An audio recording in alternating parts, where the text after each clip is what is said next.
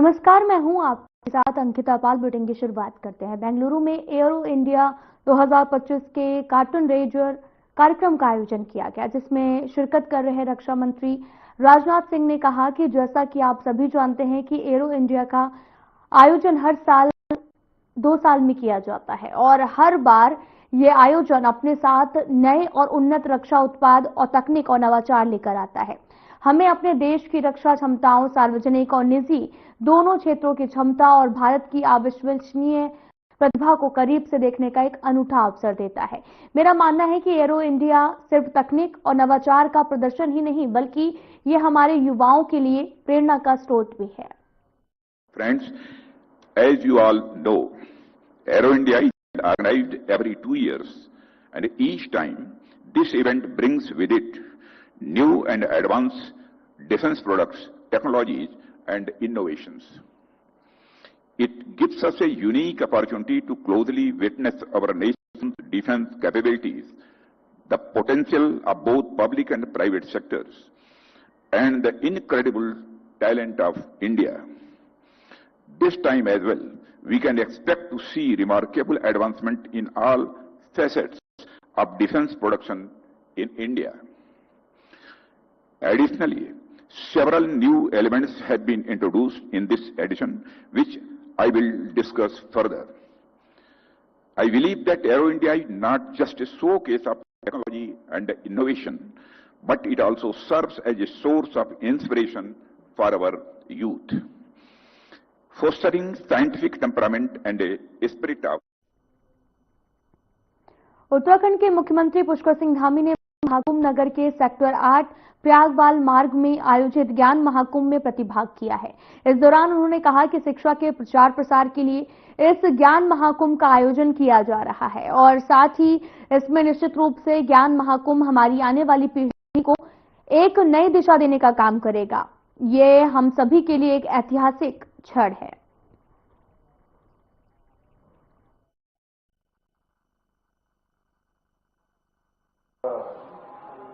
अनेक स्थानों से आए हुए सभी हमारे प्रतिभागीगण, सभी भाइयों एवं बहनों, क्योंकि मुझे थोड़ा पहले आना था और थोड़ा विलंब से आया हूं, यहाँ पहुंचने में विलंब हो गया। एक कार्यक्रम मेरा आज देहरादून में भी पहले से था हमारा संगठन का, इस नाते थोड़ा विलंब से आया। मैं आप सबके बीच में आदमी भाई साहब ने अभी इसका समापन कर दिया है, लेकिन उन्होंने मुझे आदेश दिया कि आप सबको शुभकामनाएं करूं। मैं सबसे पहले तो आप सबका, मैं देवभूमि उत्तराखंड से आया हूं, मैं आप सभी का अपनी ओर से स्वागत करता हूं, अभिनंदन करता हूं। प्रचार प्रसार के लिए इस ज्ञान महाकुंभ का आयोजन किया गया है। निश्चित रूप से ये ज्ञान महाकुंभ हमारे आने वाली नई पीढ़ी को, हमारे विद्यार्थियों को, छात्रों को एक नई दिशा देने का काम करेगा। शिक्षा के क्षेत्र में उनको आगे बढ़ने के लिए प्रेरित करेगा।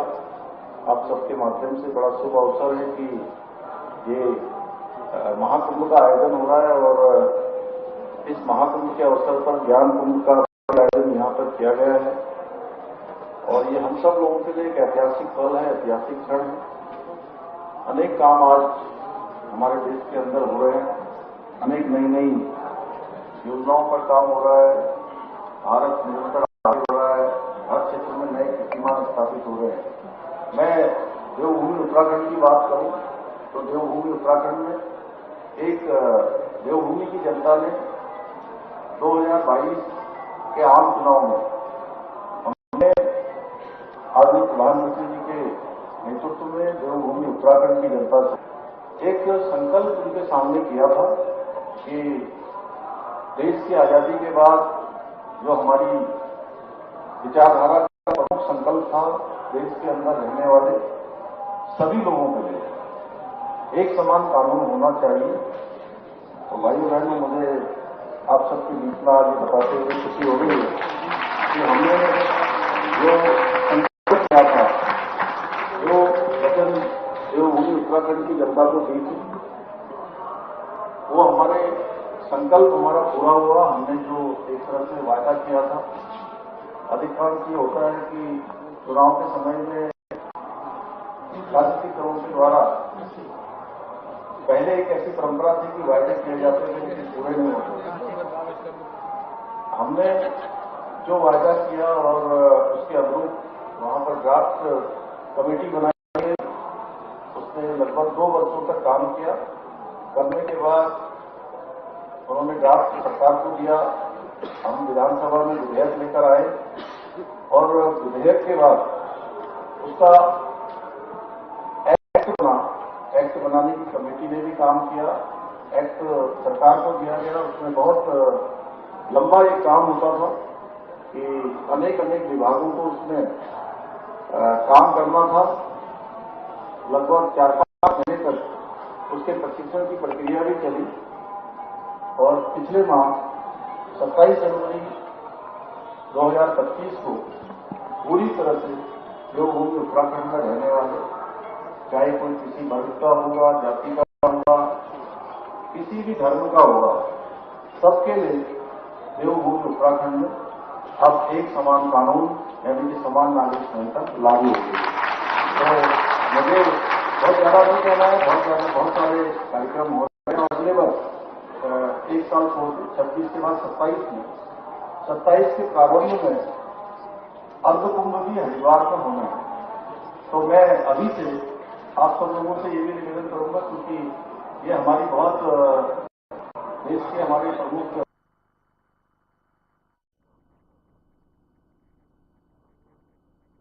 महाकुंभ नगर में सिक्किम के मुख्यमंत्री प्रेम सिंह तमांग ने त्रिवेणी संगम में पवित्र स्नान किया है। वे इस ऐतिहासिक आयोजन में भाग लेने वाले पूर्वोत्तर भारत के पहले मुख्यमंत्री बन गए हैं। मुख्यमंत्री तमांग ने संगम स्नान को एक आध्यात्मिक रूपांतरण का अनुभव बताते हुए कहा कि ये उनके लिए गहरी शांति और आत्मिक उत्थान का क्षण था। उन्होंने कहा कि इस दिव्य आयोजन में शामिल होना उनके लिए सौभाग्य की बात है। लाखों श्रद्धालु यहां पर आस्था और भक्ति के साथ एकत्र हुए हैं और इस ऊर्जा को महसूस करना अत्यंत प्रेरणादायक है।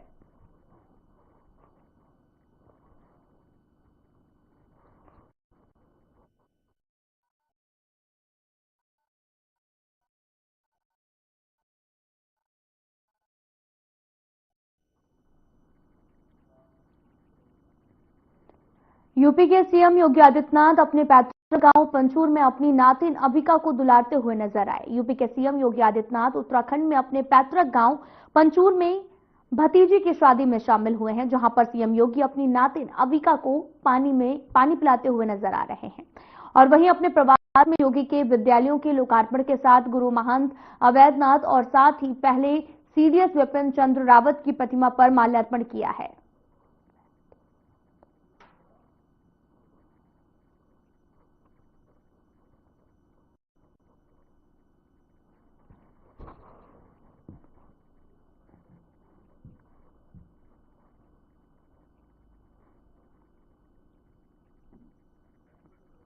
तस्वीरें आपको दिखा रहे हैं, तस्वीरें पंचूर से हैं, जहां पर सीएम योगी आदित्यनाथ अपनी भतीजी से दुलारते हुए नजर आए। पैतृक गांव पंचूर पहुंचे थे। इस दौरान बच्चों के साथ खेलते हुए उन्हें प्यार करते हुए नजर आए। और साथ ही आपको यह भी बताते चलें कि ये जो वीडियो है ये सोशल मीडिया पर जैसे ही आया सभी ने इसको खूब प्यार दिया है। विपिन रावत की प्रतिमा पर यहां पर पहुंचे थे, नातिन अबिका के साथ में खेलते नजर आए। विपिन रावत की प्रतिमा पर माल्यार्पण भी किया है। दरअसल पैतृक गांव पंचूर पहुंचे हैं सीएम योगी आदित्यनाथ और इस दौरान घर के बच्चों के साथ खेलते हुए वो नजर आए और साथ ही उन्हें प्यार करते हुए नजर आए, जिसका काफी ज्यादा लोग जो हैं उसकी काफी सराहना करते हुए नजर आ रहे हैं। राष्ट्रपति द्रौपदी मुर्मू सोमवार को महाकुंभ में पहुंचेंगी और संगम में स्नान करेंगी। राष्ट्रपति सुबह 11 बजे प्रयागराज पहुंचेंगे और शाम 4 बजे यहां पर ही रहेंगी और इस दौरान फ्लोटिंग जेटी पर संगम स्नान पूजन करेंगी और यहां से अक्षय वट दर्शन पूजन, हनुमान मंदिर में दर्शन पूजन करेंगी। इसके बाद सेक्टर 3 स्थित यमुना संकुल में राष्ट्रपति भोजन करेंगी। राष्ट्रपति द्रौपदी मुर्मू के आगमन को देखते हुए सीएम योगी आदित्यनाथ सुबह 10:30 बजे प्रयागराज आ जाएंगे।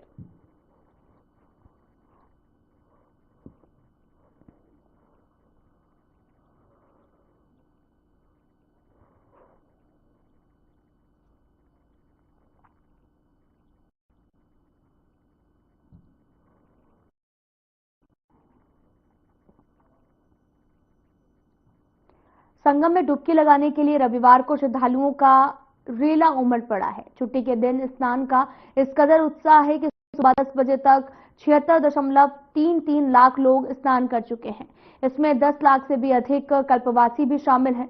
संगम में डुबकी लगाने के लिए रविवार को श्रद्धालुओं का रेला उमड़ पड़ा है।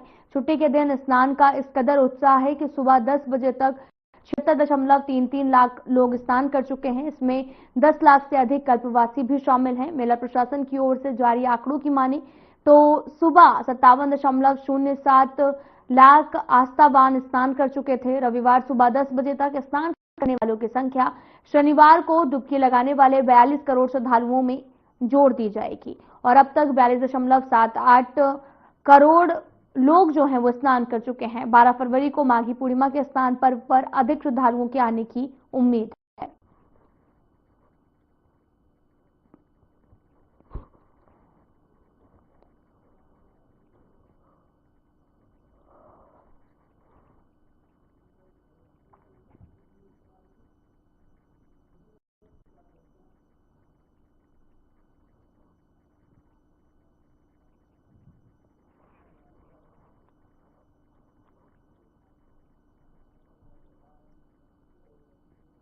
महाकुंभ में हर रोज भारी संख्या में लोग पहुंच रहे हैं। महाराष्ट्र की एक भक्त महाकुंभ पहुंची हैं। प्रयागराज में अद्भुत प्रबंधन के बारे में बात की है। Hi, I'm Ashna. I've come from Mumbai. My experience was great. It was such a beautiful event. It is such a beautiful event and a very vibey event. Like, you know, it's just a vibe. This place is a vibe. It's very well maintained for the scale. It is insanely well maintained and the security is great. Like, you have security at every corner, like every step, and it's great.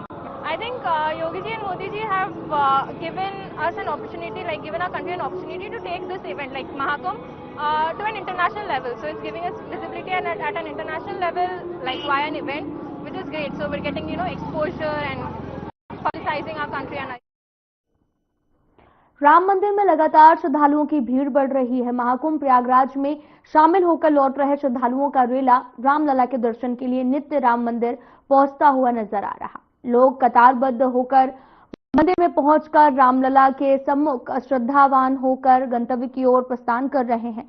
वहीं श्रद्धालुओं की संख्या रोजाना 3 लाख पहुंच गई है। साथ ही भक्तों की भीड़ को देखते हुए राम मंदिर में दर्शन की टाइमिंग में बदलाव किया गया और ऐसे में राम मंदिर को जो है वो दर्शन के लिए 1 घंटे पहले ही खोल दिया जा रहा है और साथ ही मंदिर सुबह 7 बजे के बजाय 6 बजे ही खुल रहा है।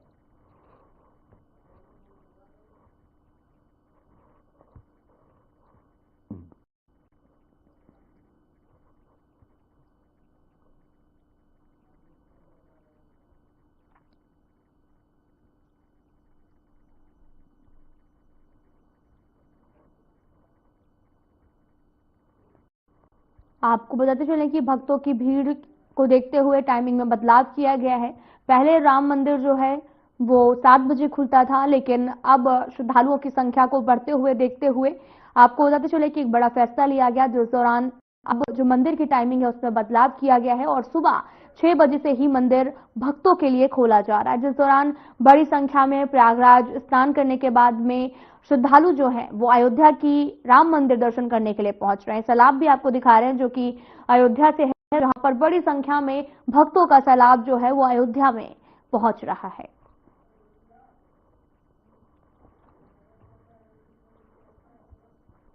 आपको बताते चले कि महाकुंभ में श्रद्धालु महाकुंभ पहुंच रहे हैं और वहां संगम में डुबकी लगाने के बाद में अयोध्या की ओर रवाना हो रहे हैं। दरअसल अयोध्या में भव्य राम मंदिर के दर्शन करने के लिए, यहां पर रामलला का आशीर्वाद प्राप्त करने के लिए बड़ी संख्या में श्रद्धालु मंदिरों में लाइनों में लगे हुए हैं, जिसको देखते हुए आपको बताते चलने की बड़ा फैसला लिया गया, जिस दौरान मंदिर के दर्शन के समय के बदलाव भी किए गए हैं। जिस दौरान पहले मंदिर 7 बजे खुलता था, लेकिन अब उसमें बदलाव करने के बाद मंदिर को सुबह 6 बजे भक्तों के लिए खोला जा रहा है।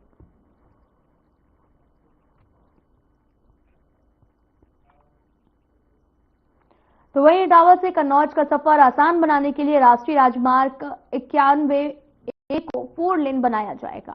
भारतीय राष्ट्रीय राजमार्ग प्राधिकरण यानी कि NHAI ने इस राजमार्ग को चौड़ा करने को लेकर भूमि अधिग्रहण के लिए 981.14 करोड़ रुपए की मंजूरी दी है। इस परियोजना का काम पूरा होने के बाद बुंदेलखंड से आगरा लखनऊ एक्सप्रेसवे की कनेक्टिविटी और बेहतर हो जाएगी और इटावा बरेली राष्ट्रीय राजमार्ग पर भरथना चौराहे से निकले इटावा कन्नौज राष्ट्रीय राजमार्ग 91A को 4 लेन बनाने के लिए लोक निर्माण विभाग ने 2017 में NHAI के प्रस्ताव को भेजा था और केंद्रीय सड़क परिवहन एवं राजमार्ग मंत्री नितिन गडकरी ने साल 2020 में इसे चौड़ा करने की घोषणा की थी।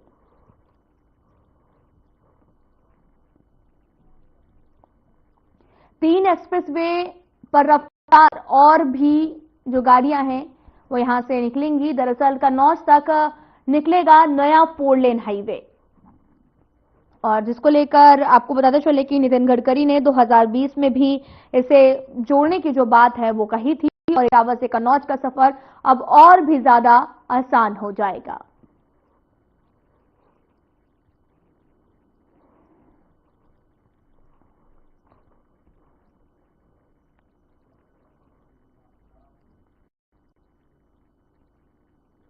दिल्ली विधानसभा चुनाव 2025 में बीजेपी को प्रचंड जीत मिली है और इस पर प्रधानमंत्री नरेंद्र मोदी की पहली प्रतिक्रिया सामने आई है। उन्होंने दिल्ली की जनता को बधाई दी और पीएम मोदी ने एक्स पर लिखा कि जनशक्ति सर्वोपरि है, ये विकास की जीत है और सुशासन की जीत है।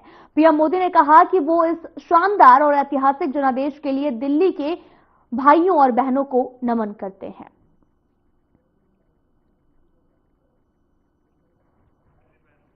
आपको पता चले कि दिल्ली में बीजेपी की प्रचंड जीत हुई है। पीएम मोदी की इस पर अब प्रतिक्रिया भी सामने आई। दिल्ली की जनता को उन्होंने बधाई दी और उनका नमन किया है। दरअसल आपको बताते चलें कि दिल्ली के सभी भाई बहनों को प्रधानमंत्री नरेंद्र मोदी ने धन्यवाद किया है और साथ कहा कि इस ऐतिहासिक जीत दिलाने के लिए मेरा आपसे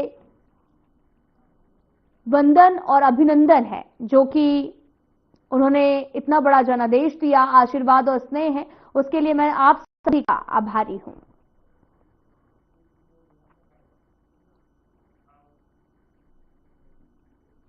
दिल्ली चुनाव परिणाम पर उत्तर प्रदेश के मुख्यमंत्री योगी आदित्यनाथ का बयान सामने आया। दिल्ली विधानसभा चुनाव और उत्तर प्रदेश मिल्कीपुर उपचुनाव के नतीजे स्पष्ट रूप से झूठ और लूट की राजनीति के अंत का संकेत देते हैं। दिल्ली विधानसभा चुनाव का परिणाम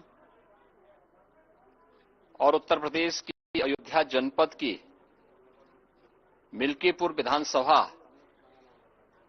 उपचुनाव का परिणाम झूठ एवं लूट की राजनीति पर पूर्ण विराम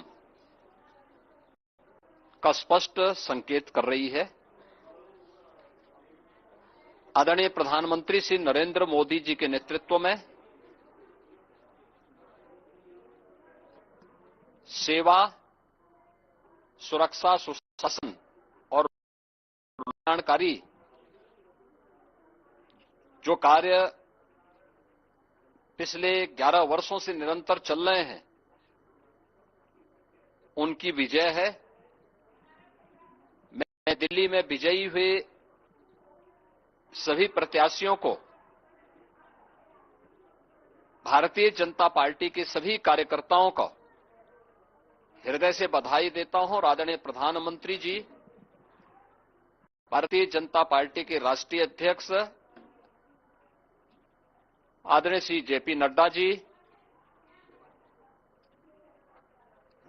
रणनीतिकार के रूप में केंद्रीय गृह और सहकारिता मंत्री आदरणीय श्री अमित शाह जी समेत केंद्रीय नेतृत्व को 2.5 दशक के बाद दिल्ली में कमल खिलाने के लिए हृदय से अभिनंदन करता हूं। दिल्ली में झूठ और लूट की राजनीति पर पूर्ण विराम हुआ है। अब हमारा राष्ट्रीय राजधानी भी विकास, सुशासन और लोक कल्याणकारी योजनाओं का सही लाभ दिल्ली वासियों को प्रदान करने में सफल होगा। पिछले लगभग 2.5 दशक से और पिछले 11 वर्षों से तो जो स्थिति दिल्ली के अंदर पैदा कर दी गई थी, उसने दिल्ली को बहुत पीछे धकेल दिया, जनता को बुनियादी सुविधाओं से वंचित किया। वेलफेयर के नाम पर वास्तविक जो लोक कल्याणकारी योजनाएं थी, उनसे जनता को वंचित रख करके जिस प्रकार की लूट और झूठ की राजनीति को प्रश्रय दिया, उसका पर्दाफाश हुआ। अब हम कह सकते हैं मां यमुना के तट पर बसी हुई दिल्ली विकास का रसास्वादन करेगी और दिल्ली वासियों को उन सभी वेलफेयर स्कीम का लाभ प्राप्त हो पाएगा। प्रयागराज में चल रहे महाकुंभ में देश दुनिया से करोड़ों श्रद्धालु संगम पर गंगा में आस्था की पवित्र डुबकी लगाने पहुंच रहे हैं। इसी क्रम में राजस्थान के सीएम भजनलाल शर्मा भी भाग लेने के लिए प्रयागराज पहुंचे। अपने मंत्रियों और विधायकों के साथ गंगा यमुना के संगम में आस्था की पवित्र डुबकी लगाई है। आपको बताते चले कि महाकुंभ में आस्था की पवित्र डुबकी लगाई है। मंत्री विधायकों ने साथ में ही महाकुंभ पहुंचकर संगम में आस्था की डुबकी लगाई है। तस्वीरें आपको दिखा रहे हैं जो कि प्रयागराज से हैं। प्रयागराज पहुंचे हैं राजस्थान के सीएम भजनलाल शर्मा और साथ ही उन्होंने आस्था की पवित्र डुबकी लगाई है।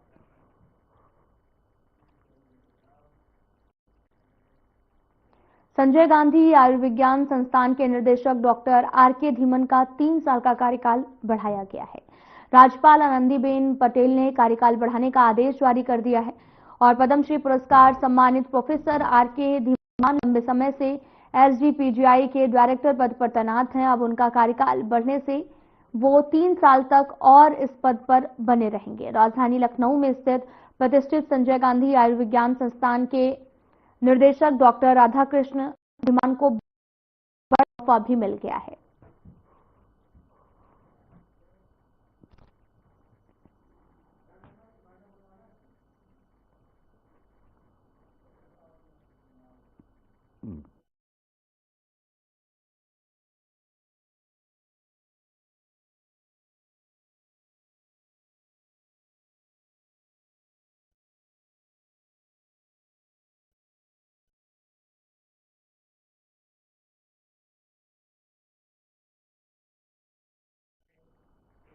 फिलहाल बुलेटिन में इतना ही। अब वक्त हो चला है डॉक्टर राकेश गुप्ता के साथ हमारे खास कार्यक्रम प्लस माइनस का।